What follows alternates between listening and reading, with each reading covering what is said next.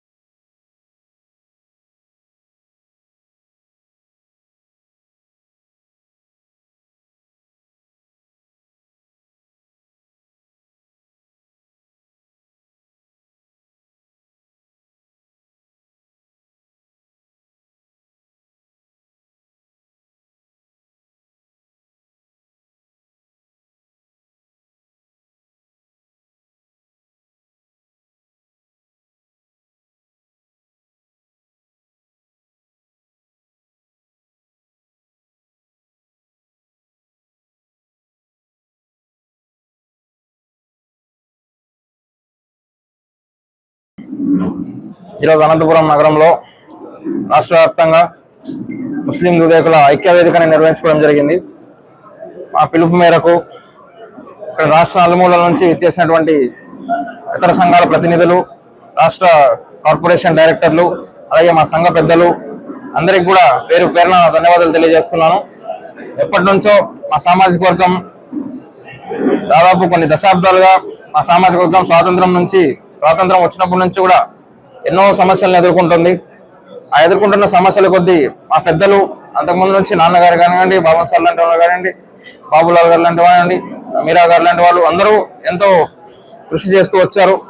తర్వాత ఈ తరంలో పార్టీలకు అతీతంగా మనం చూసుకుంటే కూడా బాజీ గారు లాంటి వాళ్ళు, రసూల్ గారు, రఫీ గారు ఇలాంటి వాళ్ళు అందరూ కూడా చేస్తూ వచ్చారు. మా సంఘానికి ముఖ్యంగా ఇక్కడ జరగడం జరిగింది. చాలా సంతోషము. ఇక్కడ ప్రధానమైన కొన్ని సమస్యలు ఉన్నాయి. మా కులపరంగా చూసినట్లయితే మేము మైనారిటీలో ఒక భాగమైన కూడా మా జనాభా దాదాపు రాష్ట్రంలో 20 లక్షలు ఉన్నప్పుడు కూడా వాళ్ళు ఏదో 3-4 లక్షలు 4 లక్షలు అని చెప్తున్నారు. చాలా అన్యాయము. అదేవిధంగా మాకు ఎక్కడ కూడా మా హక్కులు, మా యొక్క ఓటా ప్రకారం మాకు పదవులు పొందడం జరగటం లేదు. ఎక్కడ నామినేటెడ్ పదవులు మా కులానికి ఒక కార్పొరేషన్ ఇచ్చినారో తప్ప మైనారిటీలో ఎన్నో 6-7 ఇన్స్టిట్యూషన్స్ ఉన్నాయి, 15 డైరెక్టర్లు ఉన్నారు. ఒక్కొక్క దాంట్లో ఎక్కడ కూడా మా వాటాను వాళ్ళు దక్కడం లేదు. ఇది చాలా అన్యాయం. మరి గవర్నమెంట్ దృష్టికి ఈ విషయాలన్నీ తీసుకురావాలి. అదేవిధంగా మా జనాభాను వాళ్ళు నిర్ధారించాలి. దాదాపు 20 లక్షలు ఉన్నప్పుడు 4 లక్షలు ఎక్కడ, 20 లక్షలు ఎక్కడ ఉన్నాయి ఒకసారి మనం ఆలోచించాలి. గవర్నమెంట్ తప్పనిసరిగా కులగణన చేయాలి. మా యొక్క జనాభా ప్రాతిపదికన దామాష ప్రకారం మా యొక్క పదవులు కూడా పందారం చేయాలి. ఈ రోజు రాజకీయంగా ఎదిగి మా వాళ్ళు ఎంతో మంది ఆర్థిక స్తోమత ఉన్న వాళ్ళు, సమాజంలో సేవ చేసే వాళ్ళు, గుర్తింపు వెళ్ళిన వాళ్ళు ఎంతో మంది ఉన్నారు. అలాంటి వాళ్ళని కూడా గుర్తించి వాళ్ళ హక్కుల ప్రకారం వాళ్ళకి ఎమ్మెల్యే టికెట్లు అన్ని పార్టీలు వారు ఇవ్వాలని కూడా మేము డిమాండ్ చేస్తున్నాము. అదే విధంగా ఎక్కడైతే మీరు రాజకీయంగా ఎదగలేని ఫంక్షన్ హాల్లో నూర్బాషా దూదేకుల ముస్లిం ఐక్యవేదిక నిర్వహించడం జరిగింది.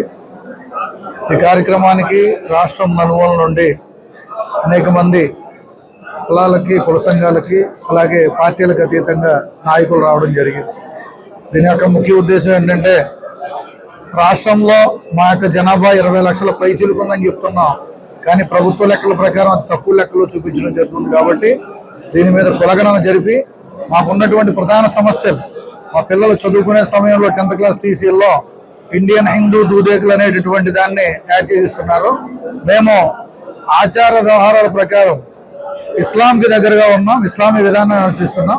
మాకు ఇండియన్ ముస్లిం దూదేకులు అనేటటువంటి ఒక జీవో ఇచ్చే విధంగా, అలాగే స్వతంత్రం వచ్చి 75 సంవత్సరాలు అయినప్పటికీ కూడా ఇప్పటి వరకు మా కులంలో ఒక ఎమ్మెల్సీ కానీ, రాష్ట్ర నూర్బాషా ముస్లిం వెల్ఫేర్ రాష్ట్ర అధ్యక్షుడిని ఈరోజు ఈ ఐక్యవేద సమావేశానికి నలుమూలల నుంచి వచ్చేసిన మా నూర్బాషా సోదరమణులకు నా ప్రత్యేక ధన్యవాదాలు. ఈ కార్యక్రమం ముఖ్య ఉద్దేశం, ఇంతవరకు నూర్బాషా సంఘం మేము చట్టసభల్లో అడుగు పెట్టలేదు. డాక్టర్ బాబాసాహెబ్ అంబేద్కర్ గారు అన్నట్టు చట్టసభల్లో ఎవరైతే అడుగు పెట్టారో ఆ కులం అంతరించిపోతారు అన్నారు. ఆయన అడుగుజాడల్లో మేము ఒక ప్రణాళికలను ఏర్పాటు చేస్తున్నాం. రేపు 29లో మా నూర్బాషాలకు ఎవరైతే ఎమ్మెల్యేగా టికెట్ గా కేటాయిస్తారో వారికి మా పూర్తి మద్దతు ఉండే విధంగా మేము కార్యక్రమం ఏర్పాటు చేస్తాం. డాక్టర్ బిఆర్ అంబేద్కర్ గారు రాజ్యాంగ శిల్పి. ఆయన చెప్పిన విధంగా ఏ కమ్యూనిటీ అయితే చట్టసభల్లో ప్రవేశించదో ఆ కమ్యూనిటీ అంతరించిపోయినట్లే అని వారు చెప్పారు.